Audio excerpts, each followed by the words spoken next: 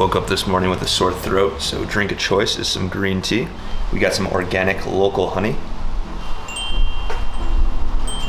Today's video, I'm gonna share with you the 5 most important tips that I found to become a full-time director and editor. I guarantee if you watch this video all the way to the end, the tips are gonna get progressively more important throughout. You'll leave this video a lot more confident to becoming a full-time director or editor. Okay, so remember, these are getting more important by the step. This first one's basic, but it's a necessity. You need to build some type of portfolio. It doesn't have to be the traditional website where it's like yourname.com. You need to build something on Instagram or TikTok or YouTube. Have some kind of catalog of work that you can send to people that you're reaching out to or for people to find. This is important because if you don't have a portfolio for people to see what your work can be, they can't envision their work with you. Look at my dog. They don't really necessarily care about what you've done in the past, but if they've seen progression through your older post to your newer post, and then they can envision the next step with them, they're going to be a lot more likely to work with you or trust you with their vision. That's pretty much all I got for a portfolio. It's a pretty basic one, but you just need it. It's something you have to have if you're a video editor or director. Now the next step is advertising yourself. A portfolio is great to have, but if no one's finding your work, there's not really a point of having a portfolio. So I realize advertise yourself is a pretty vague statement. What do I mean by that? Well, luckily for a lot of these social media platforms that you're already putting your work on to build your portfolio, like TikTok and Instagram, it's kind of already doing a little bit of the advertising for you. If you post just a little bit of your work, you're probably gonna get some organic traffic to your page. If you really wanna start growing and bringing attention to your brand, you're probably gonna have to post some behind the scenes, maybe VFX breakdowns, stuff that happened in that project, not just the final project. There's so much that you can do to just like bring attention to your platform so more people can see your work. One of the nice things about Instagram and TikTok is like the shelf life of the content's pretty quick. You can post it, get pretty much instant feedback if it's gonna go viral or not, and then it doesn't really matter. So like there should be no like hesitation to be posting content. For every TikTok that I post, I probably have 9 that do pretty and then 1 that does really well. And as long as you can realize that and not let the 9 that perform badly affect how your 10th post is gonna be, you'll eventually have something that's pretty successful on Instagram or TikTok. But those platforms are not the only way to advertise yourself. There's a lot of Discord servers for your favorite artists, and guess who's inside those Discord servers? A lot of artists. A lot of artists that are trying to be like the person in the Discord, and guess what they need to be like that person? Visualizers, music videos, edits, video directors, all that stuff. So going into a Discord server in a voice chat or just in typing, you can go in and advertise your work and not be too pushy about it, but you can make it known that you do videos, you direct and you do edits or whatever you do. While it is still advertising, you can be in there building friendships and building like a community around your work. One that doesn't involve social media too much and more in person is if you want to direct music videos, reach out to a recording engineer at a studio. So someone that records vocals for artists, if you reach out to them and say, hey, I'd love to come do photos for your session, in exchange for you, introducing me to the artist that's at the session or whatever, can go take some pictures pretty easily, get the engineer some content for free in exchange for that connection between you and the artist. And as long as you have that work to show for it and you're not a weirdo, you can most of the time probably get some work off just talking to the artist and being like, hey, I shoot music videos, here's some of my pictures, here's some of my videos, here's some of my edits. They're already in a session recording a song. I've done plenty of music videos where I've been in the session while the artist is recording a song. They come out, they're like, I like this song. I was like, yo, we should do a video to this. And then we literally go around the studio or outside the studio or, next week we go shoot something for it. And I would say that's probably like the highest conversion rate because you're actually in front of someone, you're actually showing them your work. They can see your personality, they can see how you are as a person, and like that's how you build relationships between artists and work consistently with someone. Oh, I think I sat on some wet leaves and now my butt is wet. Look how crazy the leaves are already looking, man. Another great one is becoming efficient. Learn the editing software, learn the keybinds, know what tools do what. That way when you start to edit a project, it doesn't take you a few weeks, it only takes you a few days. And then you can go get another client and do the same thing over and over again. Efficiency is one thing that I see editors struggle with so much, and it's because I think a lot of editors are creatives, and creative people like being perfect. They like the effect to be perfect. They like everything to be absolutely perfect with their project when there is really no perfect. I've seen people spend hours, 2, 3, 4 hours on one effect from the start to the beginning of the effect. The thing they changed is so insignificant and it doesn't even make the project look different, but to them it was like such a necessity to change when like artists might not even notice or the viewer might not even notice. And it's like cutting out those things that really don't change your project for like all those extra hours is really important. Another thing that helps out so much with your workflow is presets. Presets are great because they're basically stored keyframe values of what you want the effect to look like, and it's a great thing to be able to just put on your video and have a nice effect or have a really good starting point for an effect where you don't have to drag on all the 10 different effects and then start to keyframe. And it's like having a good starting point helps out so much. And you know who has really good presets?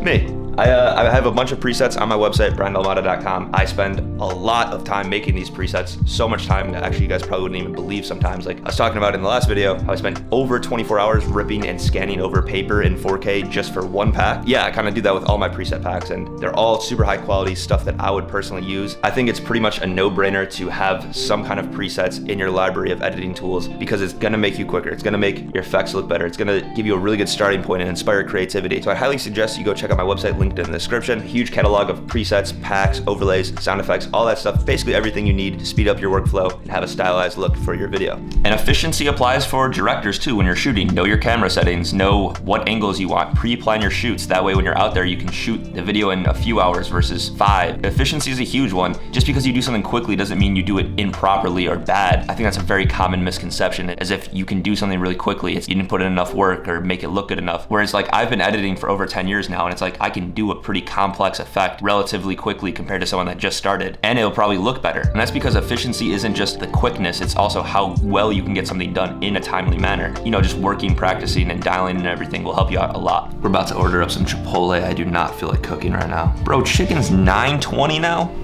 Also, check this, use free entree, $14 all the way down to $3.11. Let's go get this. I don't know if you guys have a Chipotle lane, I think they call it. But yeah, you can just drive up, you order online, you just drive up, go pick up your Chipotle and then drive back and absolutely Control-Alt-Delete that shit.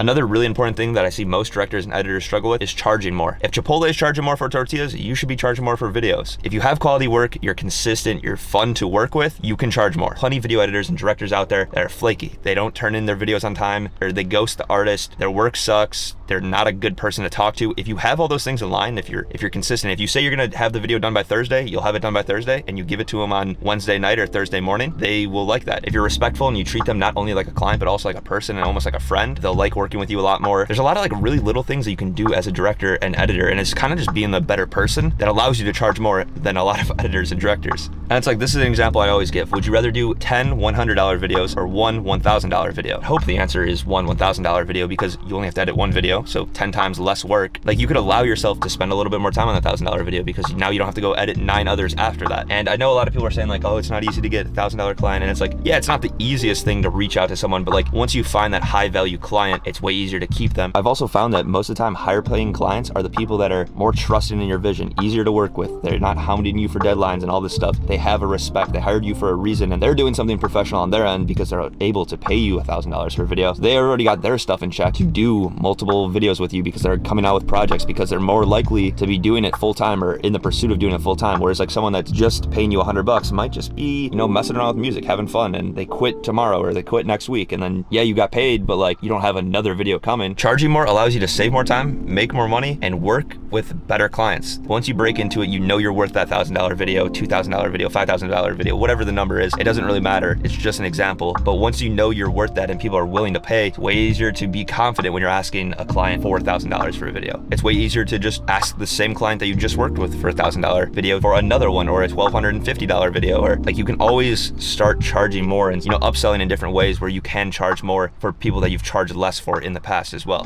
We got it. And finally, the most important step, you just gotta start.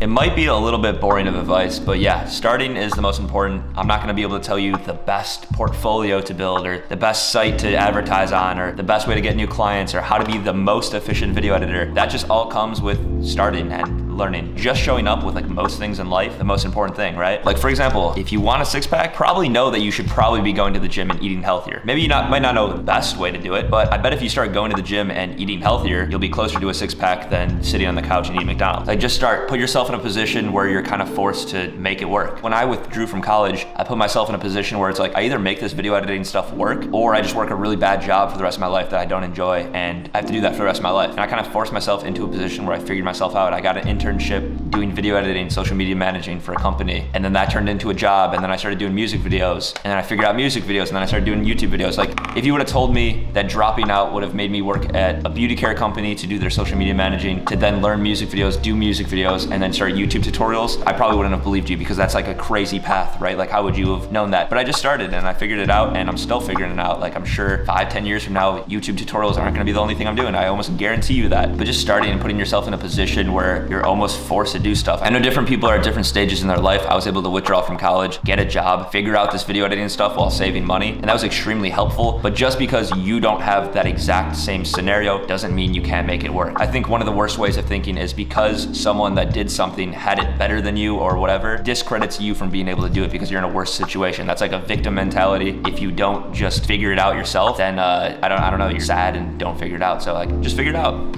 It's it's kind of the craziest like last step. That's really what it comes down to, just figuring it out. But I've waited way too long. I'm gonna absolutely Control-Delete this Chipotle. See you guys in the next video. If you wanna learn how to edit like Cole Bennett, watch this video. If you wanna see a Roddy Ricch video that used one of my packs, watch this video. Peace.